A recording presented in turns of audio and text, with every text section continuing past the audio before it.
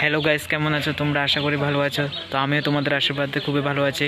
আজকে একটা খুব ভালো জায়গায় এসলাম, সেটা আমার লাইফে আজকে ফার্স্ট এসলাম। এটা হলো কলাবাড়িয়া সদ্যমা বুদ্ধ বিহার। এই দেখো কি সুন্দর